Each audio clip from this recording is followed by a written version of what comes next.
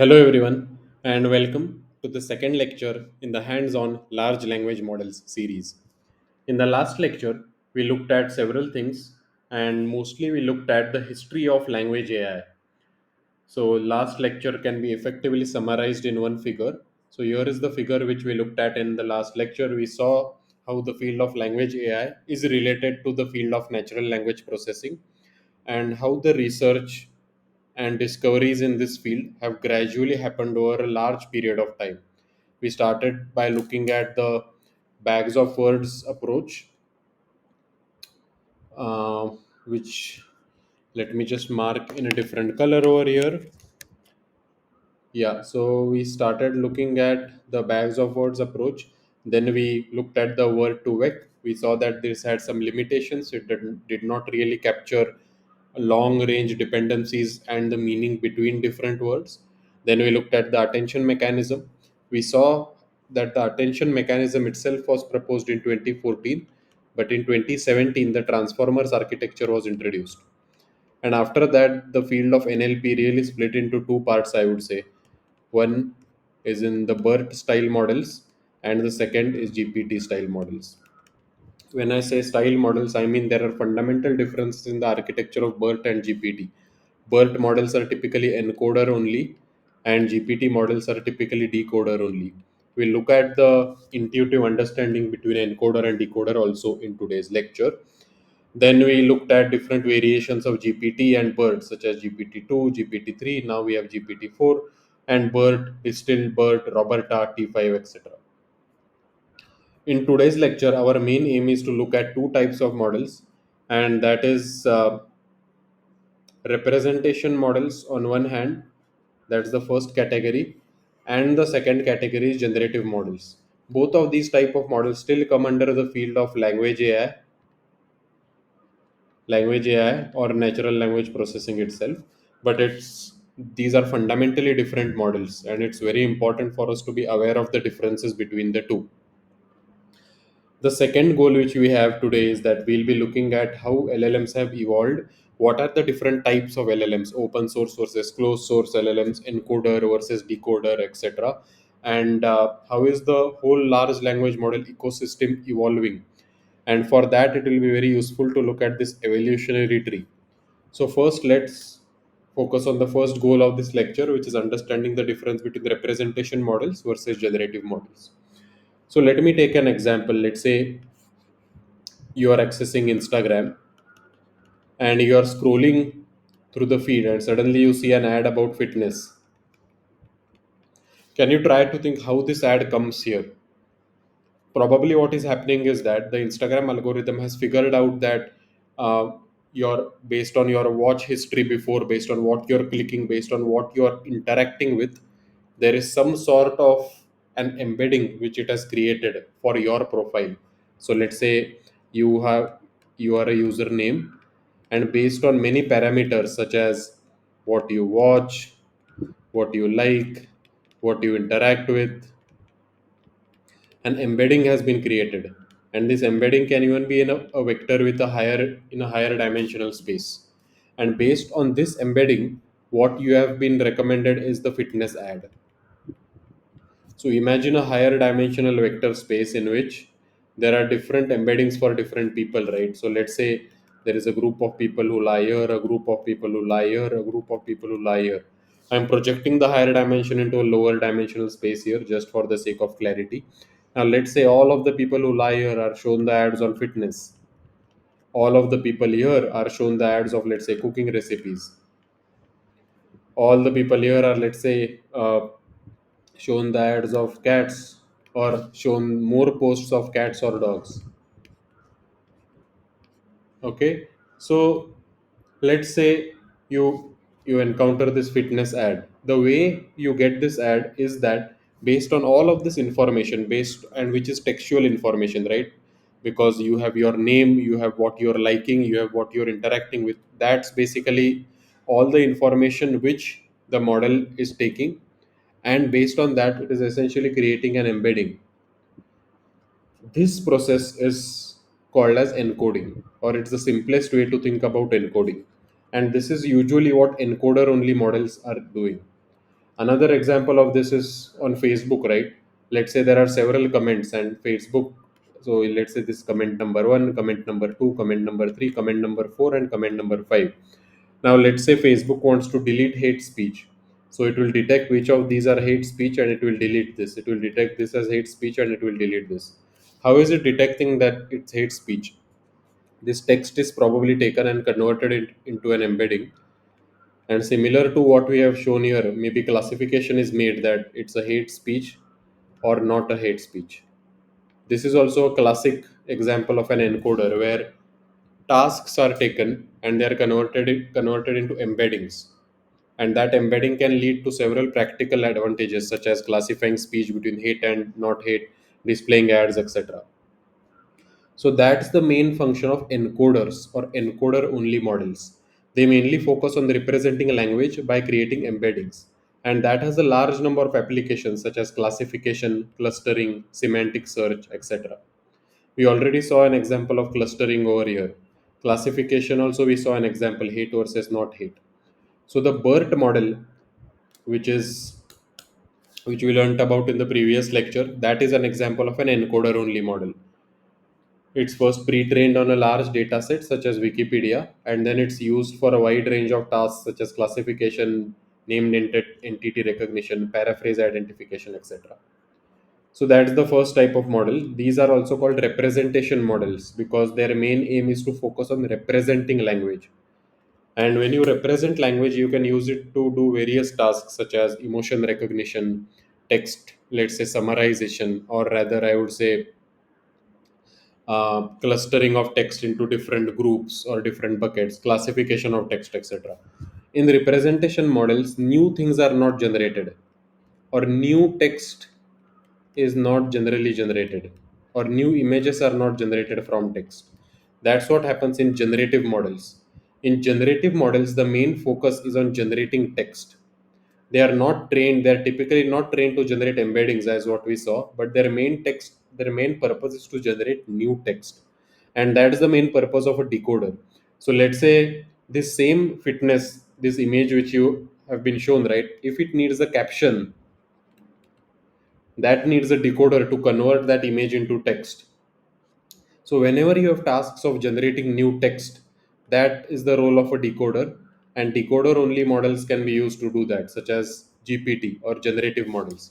So GPT, which you use through Chat GPT, is a part of generative models itself because we are generating new text, right? That is the simplest way to distinguish between representation models and generative models. So, due to the revolution of ChatGPT, which happened in 2023, generative models have received a lot of traction in popular culture, but that does not mean that representation models are important. They are equally important in natural language processing. So, let's look at a few generative models which are decoder only models. The first generative model, or the first important generative model, which preceded the GPT series, came in 2018, and this was the first version of GPT, which was called as GPT-1. This is publicly available and it's open source. This model has 107 million parameters, 117 million parameters, compared to the models which exist right now, such as Llama, for example, has 7 billion or 8 billion parameters. Compared to this, 117 is much lower, but this was the first time that someone had scaled up to these many parameters and displayed a generative model in action. It did not work quite well, but it was still a very important building block in generative models history. So here if you see the advancement from GPT-1 to GPT-2 to GPT-3, GPT-1 had 117 million parameters, GPT-2 had 1.5 billion parameters, and GPT-3 had 175 billion parameters. So huge number of parameters increased as the series went on from GPT-1 to 2 to 3. Um, Okay, the second thing which I would like to mention is that, okay, so if you know about representation models and generative models, what about large language models? Are LLMs only generative models? Because I've only used Chat GPT, let's say, and many people think that, oh, I've only used Chat GPT, so and I've heard about LLMs and Chat GPT, so maybe all LLMs are generative models, right? That's not true. So the term LLM is not only reserved for generative models, but it can also be used for representation models. So please look at this graph and try to have this concept very clear. When you think of the term large language model, it encompasses both the types, the encoder only representation models and the generative models. So if you look at BERT, for example, BERT is an encoder only model, but BERT is also an example of a large language model. So when you work on LLM research, let's say, you don't have to specifically only work on decoder only or GPT type of models.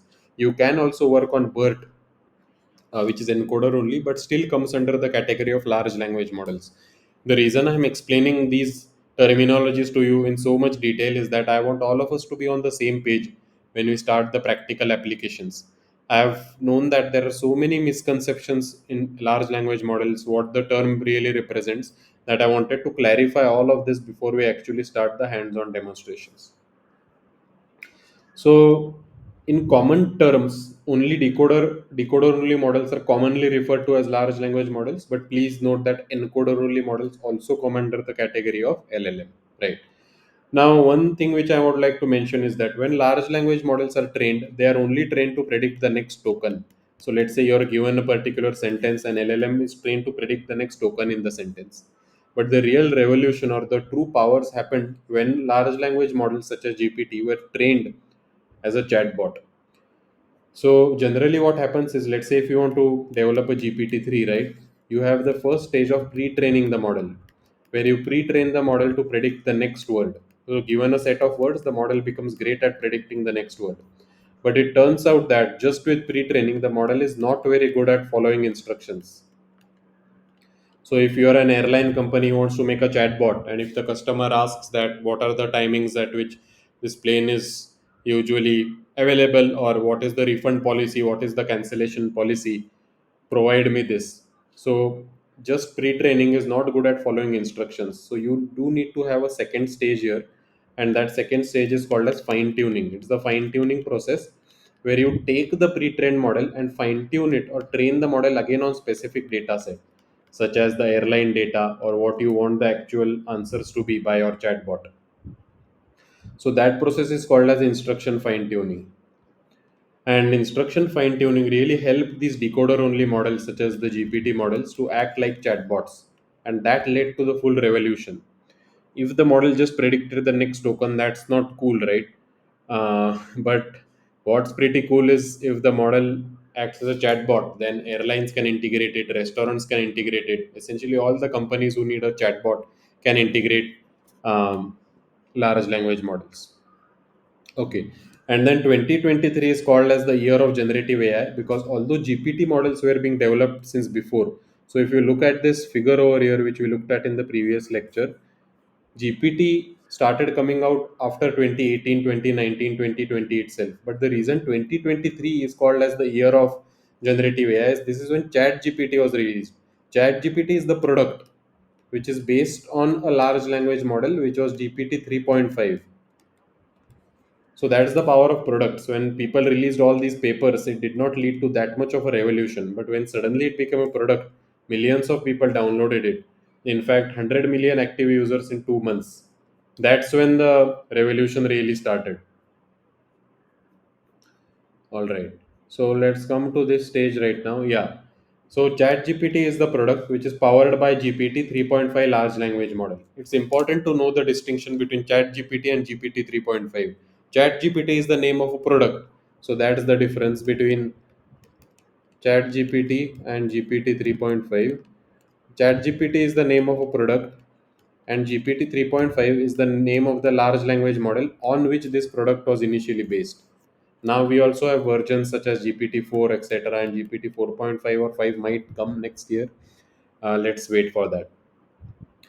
Okay, after this first terminology, so the first goal of this lecture was to understand the differences between representation and generative models. The second goal of the lecture is to understand a bit about the evolution of large language models, and in that process, we'll also look at open source models versus proprietary or closed source models. So I want you all to take a look at this evolutionary tree. It's an amazing figure which explains so many things, but it might look complicated at first glance. So let's first look at the three colors. So there is a pink color here, which is encoder only models. Let me zoom in over here. I think I'm unable to. Yeah, so if you look at the pink color here, that's the encoder only models. If you look at the green color, that's encoder decoder, and the gray is the decoder only. So we saw the encoder only models, right? We call them representation models.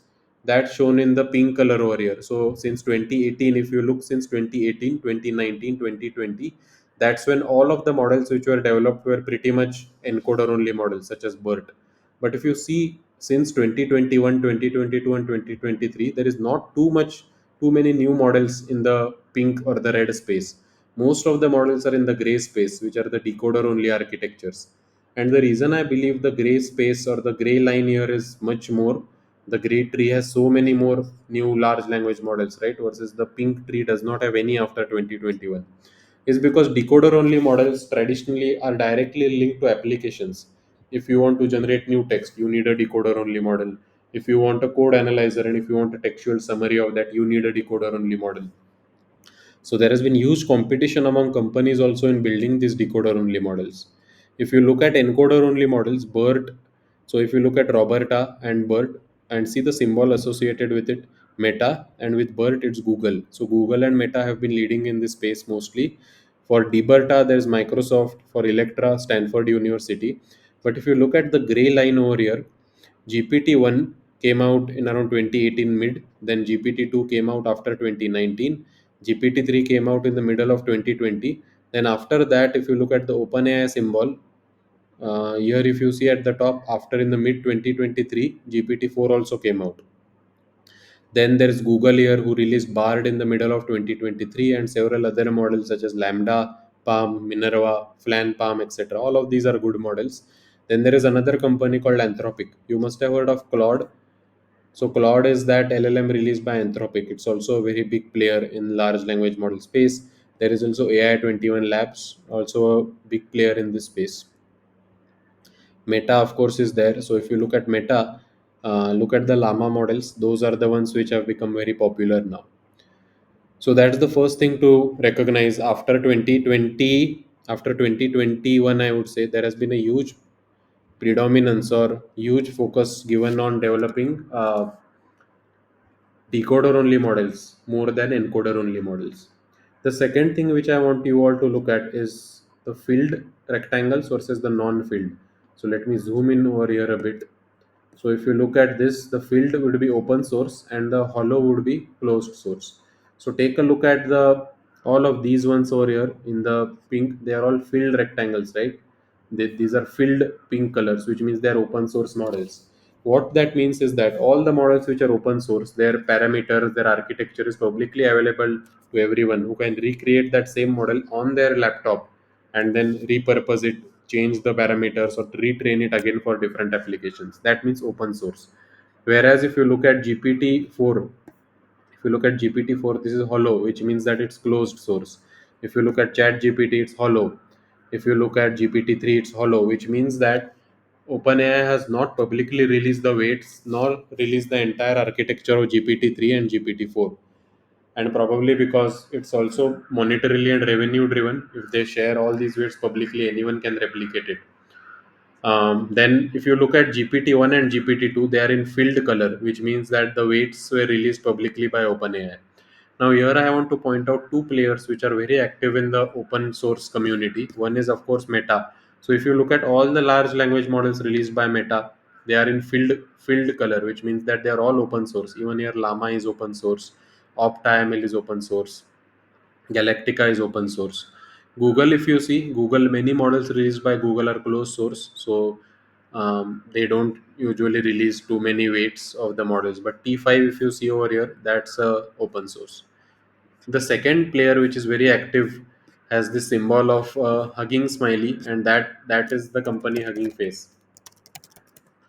So Hugging Face is, they market themselves as the AI community building the future, and they have also been instrumental in developing several open source models. So if you look at this one, that's a Hugging Face model. It's fully open source. In fact, all the models on Hugging Face are entirely open source. these two companies I would specifically like to highlight. So there is this constant debate on whether models should be open source or closed source. There are many researchers and many people who believe that all of the models should be open source, so that way there will be healthy competition and everyone knows what's the progress.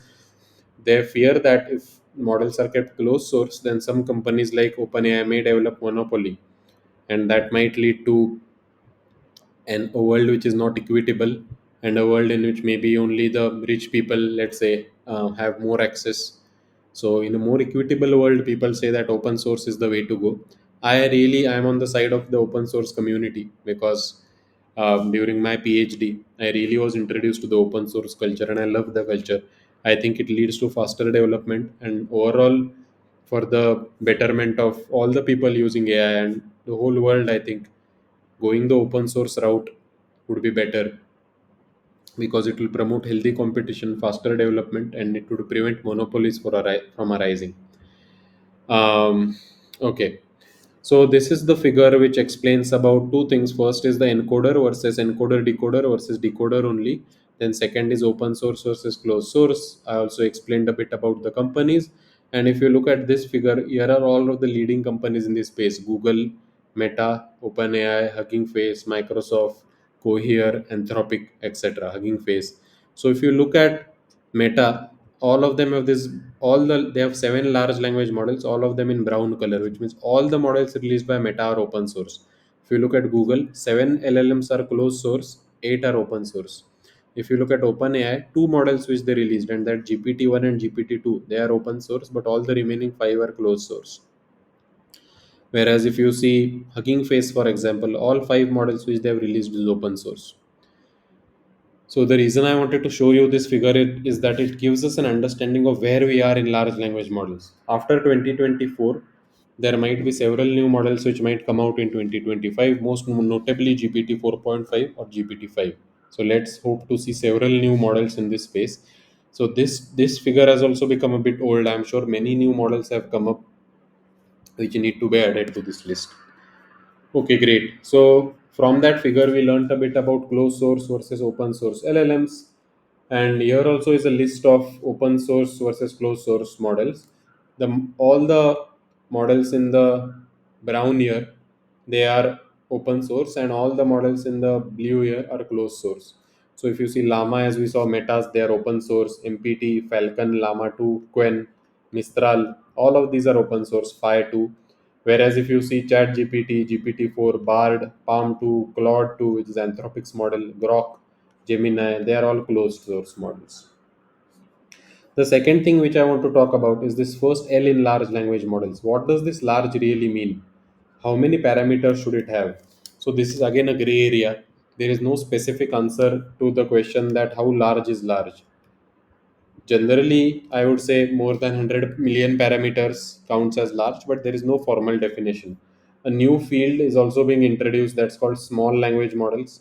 So models which have, let's say, 1 million or on the order of around 1 million parameters, that comes in the small language models category. But here again, it's a gray area. So always know that this is a moving definition. There is no fixed answer to what is large in large language models. Okay, I think for today's lecture, this is all I wanted to cover. In the next lecture, we will probably start looking at running the first large language model from Hugging Face. We'll look at an open source model and then run it through Hugging Face. Okay, one more thing before we wrap up is the difference between open source and closed source. So, one more difference is that in closed source models, you typically have to use an API. So, for example, an API is that kind of a messenger between applications. So if you want to use GPT-4, you cannot access their architecture. If you want to use Chat GPT, you don't know what weights they have used, what exact architecture they have used, but you can give an API call.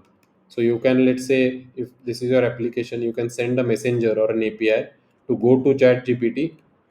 Then Chat GPT will use their own model, fetch the answer, and then you can fetch the answer through the API back through your application. So that's the only way to interface with a closed source model. You don't have access to the code and architecture. The code and architecture are not shared with the user.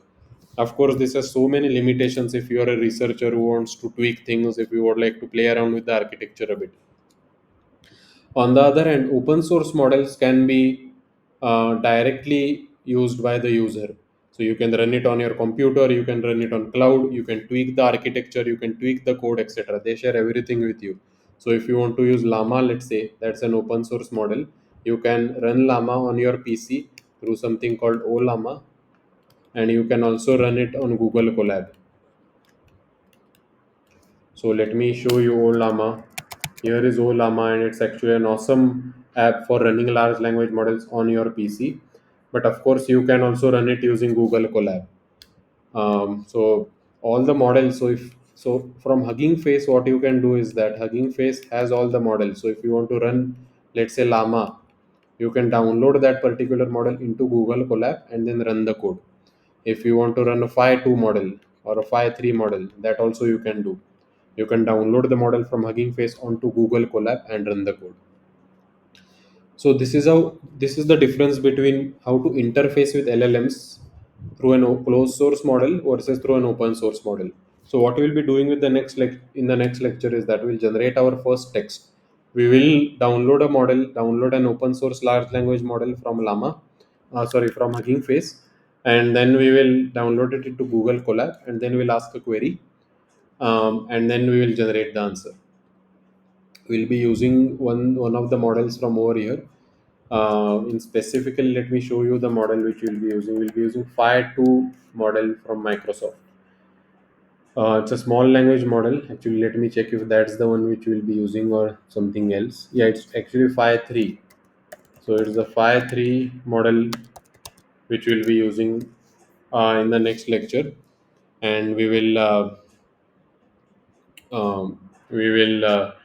ask a query, and then we'll generate an answer through the large language model. Okay, thanks a lot, everyone. I hope you liked this lecture. I really wanted to have this lecture to clarify so many doubts about representation models versus generative models. That is the first thing. The second thing you learned is that when you look at LLM, it can consist of both representation as well as generative models. People have this misconception that only generative models like ChatGPT are LLMs, but even representational models like BERT also come under the category of LLM. Then we also saw that representation models are encoder only, where embeddings are created, and we do things like emotion recognition, classification, etc. through these embeddings. And in generative models, new text is generated. That's the difference between these two. We also saw through this figure how these models have evolved. So this pink tree has generally stopped till 2020, and not too much advancements have been happening compared to this gray tree, for example, which is just growing like crazy. There is a lot of work happening in the decoder only space, in the decoder only type of models. Then we also looked at the different companies working. OpenAI, of course, Google, Microsoft, Meta, Cohere, Anthropic are all big players in this space. And companies usually stick to a culture. They usually have an open source culture, closed source culture, or some companies are trapped in the middle, like Google. So if you look at Google, they have 7 closed source model and 8 open source model. OpenAI is pretty much committed to being closed source. So only two of their models, GPT-1 and 2, are open source. GPT-3 onwards is fully closed source. Whereas Hugging Face and Meta, I would like to highlight because, as is shown here by the complete brown plots, Hugging Face and Meta are fully open source companies. So all the models which they release are open source, at least until now. Awesome. So this is the last thing which we covered in today's lecture. And finally, we also saw how to interface with open source and closed source models. There is a difference. In closed source models, you have to interface using an API. In open source models, you can interface either using your PC. You can just run the model on your PC through Olama, and you can run it through Google Colab. Remember, all the parameters, the architecture is accessible to you. GPT-1 and GPT-2 has been made open source by OpenAI. So, for example, you can even download the GPT-2 weights. In the other lecture series which we have, Build LLM from Scratch, we actually pre-trained the LLM with GPT-2 weights, which are publicly available. But after GPT-2, so GPT-3 onwards, it's fully closed source. So thanks everyone. I hope you really learned a lot from this lecture. In the next lecture, we'll generate our first text using the Microsoft Phi 3 large language model. Thanks a lot, and I'll see you in the next lecture.